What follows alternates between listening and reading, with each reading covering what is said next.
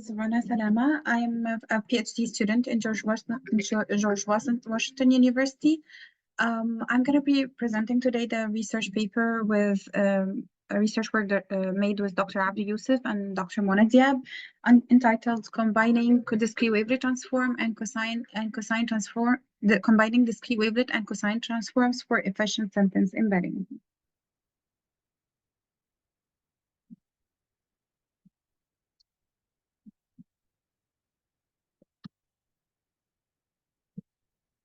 So basically, a quick background. So what is sentence embedding? Sentence embedding is actually a core part of any NLP application that takes in a sentence and transforms them into a mathematically numerical representations that are usually dense vectors of real numbers.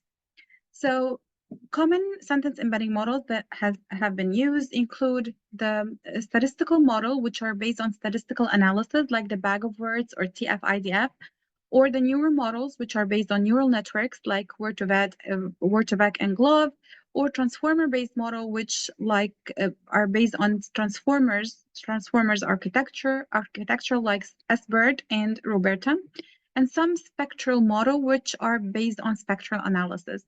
So what is spectral analysis? Spectral analysis is mathematical functions that allow the analysis of data in the frequency domain by mapping an input sequence to its frequency components to better analyze the data. So it has been widely used in the areas of image and signal processing and proved to be really effective and useful. Common methods used include discrete cosine transform, wavelet transforms, and Fourier transforms. So the use of spectral analysis is actually motivated by their ability to analyze data in the frequency domain, revealing hidden patterns and structures that were not detected in the spatial or original domain. They have been effectively used for compression in image and signals, in addition to being invertible, meaning that we can reconstruct back the data given their frequency component, and this can be achieved using low computational resources, even for large data. So in the context of NLP, basically the sentence is casted as a multidimensional signal over time, and we apply spectral methods and then use these representations to analyze, understand, or encode linguistic patterns. The two common spectral analysis methods used for sentence embedding is DCT, which is Discrete Cosine Transform, and high-order dynamic mode decomposition, which is eigensentence embedding. Both were initially introduced in 2019. Our area of concern in this paper is the discrete cosine transform. So looking at how discrete cosine transform is actually used for sentence embedding. So basically, if we have a sentence like "it's a hot day," every word in this sentence is taken and stacked one over the other, and every word is represented in a vector form, which is a word embedding, and stacking all the word embeddings over each other, we get a sentence matrix. So basically, the sentence matrix will be of dimension 6 row-wise. So this means that every row is of dimension 6. If we take column by column and apply a DCT transformation over this column, so if we have 4 coefficients in the first column, we apply a DCT transformation, we get 4 coefficients. If we select a number of coefficients, the most relevant ones are usually at the beginning. So if we select 2 coefficients from the first column and do the same for the second column, getting 2 coefficients, and do the same for the third, fourth, and fifth, as we can see, and the sixth, as we can see, we're going to get up to 12 sentence representation vector, sentence embedding of size 12, although the input was of size 6. So imagine if we have a 6 coefficients. If we are using a 300 dimension and we're getting a 6 coefficient, this will end up with an 1800 or 1800 as the dimension of the final sentence embedding representation.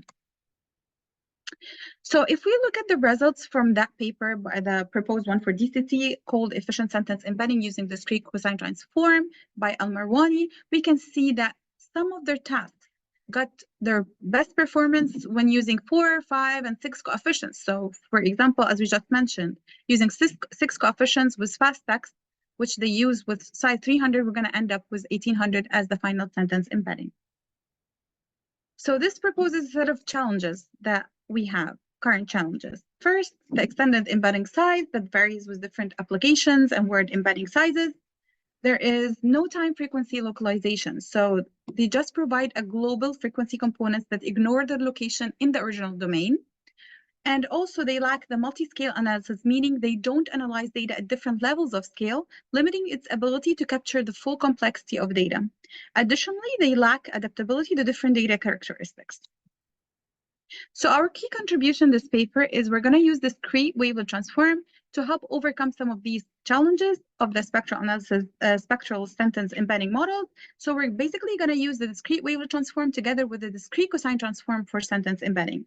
And we also show the efficacy of Discrete Wavelet Transform on textual similarity as well as various downstream tasks. So basically, what is Discrete Wavelet Transform? Discrete Wavelet Transform are also mathematical mathematical functions that have been widely used in signal and image processing. So they basically decompose a signal or image into frequency components, where the basis functions are localized in time or space and frequency. So the key point is that they transform the data into high components, which represent high variation in data, and low component, which represent the low variation in data at different scales and positions. So we basically can consider them as weighted averaging filters. To better visualize this, let's see if we apply Discrete Wavelet Transform on an input image. So we get an image, we represent this image as a 2D matrix, and we apply Discrete Wavelet Transform over horizontally, then vertically, meaning row-wise and then column-wise. We're going to get up a set of coefficients. First is the approximation coefficient. As we can see, it looks pretty much similar to the original image, even though it's half the size of each dimension, but it's still retaining very much from the original image. Hence, it's used for image compression. In addition to the high frequency or decay components, which capture horizontal variations, vertical variations, and diagonal variations. As we can see, only the contrast or the edges are preserved, hence we can use them for edge detection. If we look at applying DCT to the same image, it's not going to be as compelling. So as we can see, we are going to apply DCT over the image, and just taking this over 8x8 blocks, we can see that the final output for the first DCT coefficient will lose a lot of detail, and we're not going to give anything except that version of the image. So just can be used for compression. So there's no multi-scale analysis. So the motivation for, actually this motivated us to consider Discrete Wavelet Transform for NLP for a number of reasons.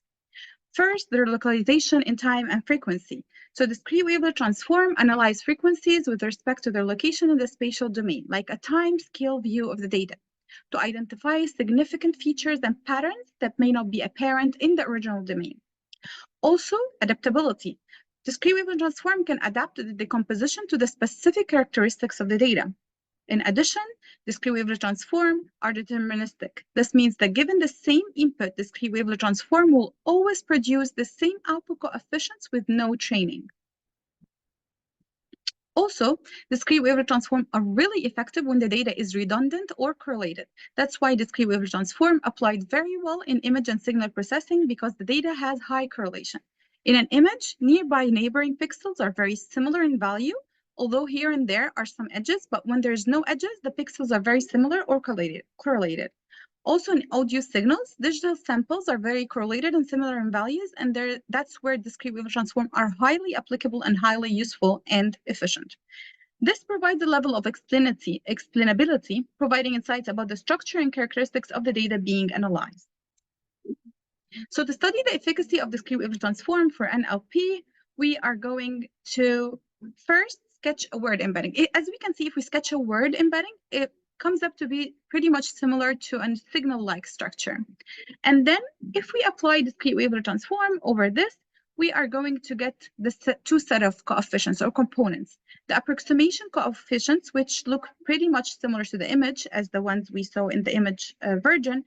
So they're like an approximation to the data, and the detail coefficients, which represent the high variation in data. So this is what we call a first level of the transform. Actually, Discrete Wavelet Transform are useful at multi-resolution analysis. We can apply a further level of Discrete Wavelet Transform. We can apply Discrete Wavelet Transform recursively on level 1 to get level 2 of the transformation. So as we can see, the approximation coefficients are now represented in the terms of another approximation and details coefficient. And the details coefficient are further described as approximation, which like the approximation of the details, unlike details of the details. This is what we call the level 2 of the transformation. The key point here is that given an embedding vector size of 300, one transformation reduces the dimension size by 50%. This means 150. And for the second level, we further reduce the dimension size by 75%, bringing it down to 80. So in the context of an LP, we are going to have our embedding vectors, and we are going to apply discrete wavelet transform and select some coefficients that we think that they represent the data or the original vector, and we will call this the discrete wavelet transform or DWT embedding. And then we're going to use these embeddings in replacement of the original embeddings and apply them to different NLP applications. So to evaluate this, we're going to use intrinsic and extrinsic evaluation. So to start with the intrinsic evaluation, we are going to evaluate the DWT embeddings over word similarity, where word similarity is concerned by measuring the degree of relatedness and similarity between pairs of words against human judgments. We will use the datasets SIMLEX, MEN, and WS353 using GLOV and FastText embeddings. We're going to start with the GLOV embedding with dimensions 50, 100, and 200, and our baseline is going to be the base embeddings without any transformation, and we are going to start with GLOV 100. Just a note, we have the best overall results in bold, and the best results per condition are in red. So as we can see, applying a GLOV of size 100 and applying one level of discrete wavelet transform will reduce the size by 50%, bringing it down from 100 to 50. And then we will apply these over the embeddings for GLOV and use them for evaluating the SIMLEX, WS, and MEN datasets. As we can see here, that the WT embedding achieves superior improvement, especially in WS353, with more than 3 percentage point of improvement using the details coefficient.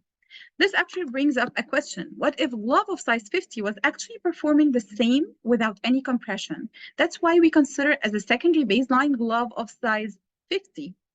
And compare their performance with our discrete wavelet transform of size 50, we find that discrete wavelet transform embeddings are way superior for all the data sets.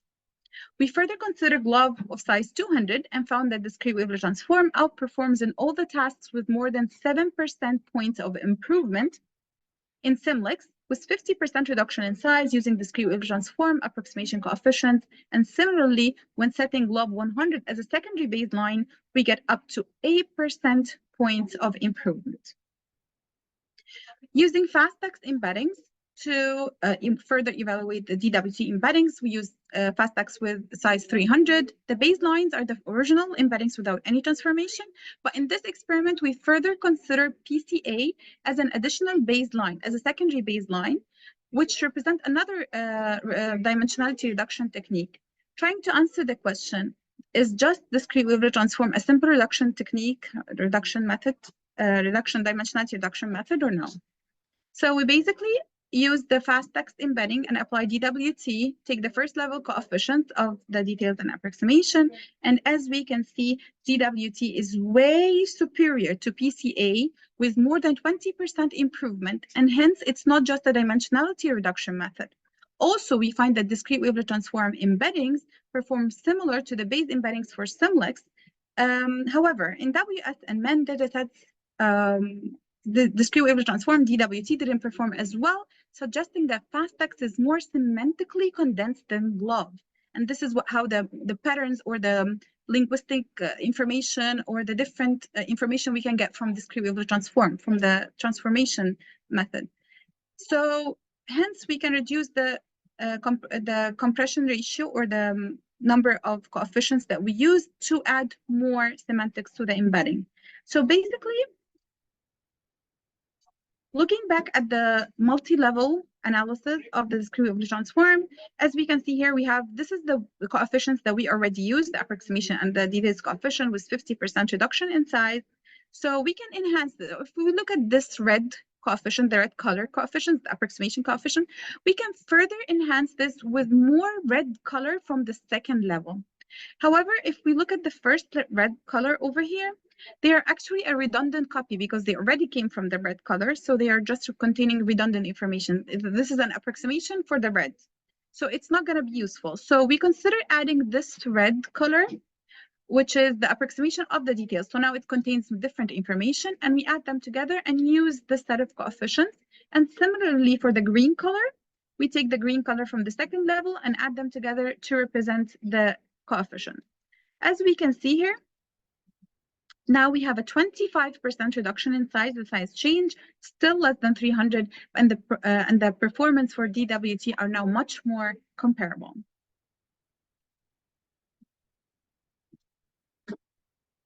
So to qualitatively analyze the discrete Wavelet transform, we will consider the 5 nearest neighbor using cosine similarity for a randomly selected words from the SIMLEX dataset. As we can see, the discrete Wavelet transform captures some linguistics phenomena that the original word embedding missed. For example, cat with capital C was not one of the five nearest neighbors for cat in the original embedding. Synonyms like contented are closer to happy as opposed to unhappy in the base embedding. Also, the detail coefficients capture more synonyms of happy, like thrilled and overjoyed, while the approximation coefficient capture better relational similarity. For example, to Italy, such as Sicily and Livorno, which are Italian cities. For extrinsic evaluation, we apply the discrete Wavelet transform embeddings over some of the downstream tasks. Using fast-text with dimension 300, and the baseline, we're going to be the averaging for sentence embedding. So averaging is the simplest and more efficient way of representing a sentence through its word embeddings, just by taking the average of all word embeddings in the sentence to represent a final vector of the sentence. And then a random pooling where we just select any random, assuming there's no correlation in the word embedding. So we select just any random 50% of the size random features of the word vector and use them to represent the vector. And another embedding model that was introduced by Vikas in effective dimensionality reduction for word embedding, that they mainly based it on the PCA as a dimensionality reduction method. As we can see, overall, the averaging for the discrete Wavelet transform, either for level 1, 2, or even level 3, achieves a better, outperforms the random pooling and PCA-based embeddings, and the overall results are comparable to the baseline averaging for most of the tasks with significant reduction in dimensionality. So we can come up with a set of conclusions. Discrete Wavelet transform can be used to encode word embeddings. Discrete Wavelet transform coefficient capture the semantics encoded in the embeddings. Discrete Wavelet transform adapts to different embeddings, and they surpass the dimensionality reduction techniques such as PCA. So that's why we proposed using discrete Wavelet transform with DCT to improve the sentence embedding. So we're going to use both the discrete Wavelet transform with the DCT to encode a sentence into a fixed size vector. So we apply discrete Wavelet transform first row wise. So if we have a sentence like it's a hot day, we represent the sentence as a matrix, and then we apply discrete Wavelet transform on every word embedding, so row wise, row by row, and then this will result into two smaller matrices, one for the approximation and one for the details. We then apply discrete cosine transform in the same manner as was in the original paper, but we select only one coefficient. So we take one coefficient out of every column. This will result in a sentence embedding of size 6, which is similar to the original embedding and performs as well or even better, as we can see some. So for the evaluation, we reuse discrete Wavelet transform in using fast text embedding with dimension 300. Our baseline is the averaging and two other spectral models, the eigensent sentence embedding model and the DCT sentence embedding model without any discrete Wavelet transform. So as we can see here, using discrete Wavelet transform, improved over for the eigensent sentence embedding model. DCT and DWT embeddings are way superior than eigensent. And with respect to DCT, using discrete Wavelet transform improved the DCT embeddings compared to all baselines in most of the tasks. So if we compare our model using two coefficients, not one coefficient, we see that the combined model yielded better results despite having larger dimensionality. So here we have using two coefficients of size 600, but our model is of size 300. We yielded better results despite having larger dimensionality. We also know that discrete wavelet transform seemed to be complementary to DCT, as we observed better performance in the combined models, except for MR, where the best results are the same, and for TREC, where DCT also didn't perform as well. Overall, our combined model are robust and efficient, yielding results comparable or even outperforming other spectral models.